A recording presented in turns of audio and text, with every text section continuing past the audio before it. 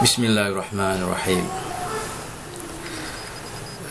Tajuk perbincangan kita pada kali ini ialah berkenaan dengan kerisauan. Seseorang ahli ibadah itu sentiasa risau kepada Allah Ta'ala. Orang-orang ahli-ahli zuhud, dia melarikan diri daripada manusia sebab dia risau, dia takut dia tidak dapat menuju pada Allah. Orang-orang ahli dunia pula bertambah risau dengan keduniaannya, takut tak kaya, takut tak jadi orang ternama, sentiasa dia risau. Orang yang bekerja di jabatan-jabatan risau kerana tak naik pangkat. Seorang ibu risau takut anaknya tak pandai. Semua orang kan risau. Jadi kita cakap pasal risau. Kerisauan ni kita menjurus kepada kerisauan seorang ahli ibadah. Kita tak usah ceritalah kerisauan yang lain, banyak perkara yang kita sentuh, tapi kita nak sentuh kerisauan ahli-ahli ibadah. Ahli-ahli ibadah, mereka ini risau, takut-takut amalan mereka tak diterima. Mereka risau, takut tak dapat berjumpa dengan Allah. Orang-orang ahli zuhud terpaksa melarikan diri daripada manusia kerana risau, takut tak dapat bertemu dengan Allah. Kesemuanya benda ini adalah disebabkan oleh terhijab ataupun ada tertutup. Hati mereka ini tertutup, tidak dapat melihat Allah, tidak dapat mengenali Allah.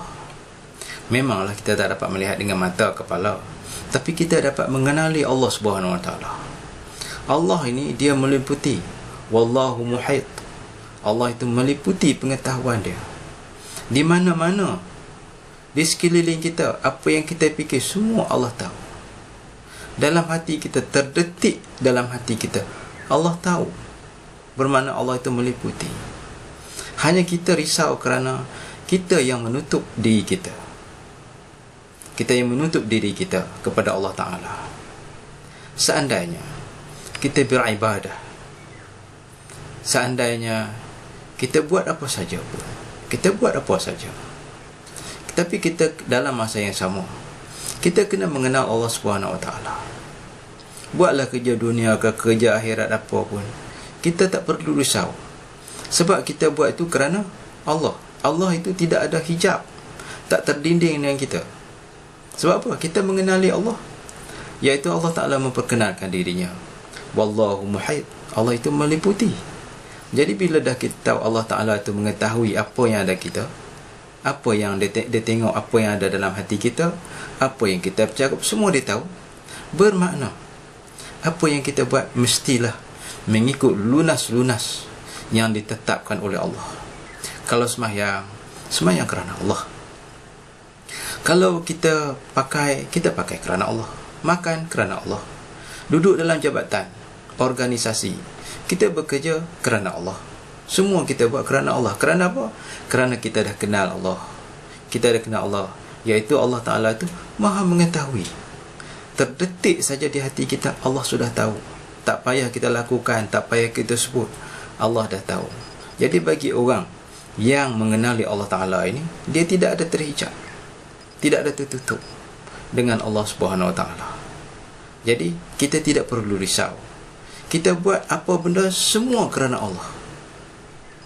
Semua yang Allah Ta'ala perintah kita buat. Wa ma ataakumur rasul fakhuzuh wa ma nahakum anhu fantahu. Apa yang dibawa oleh Rasulullah ikut, dan apa yang dilarang jangan buat. Jadi kita tidak perlu risau. Sebab apa?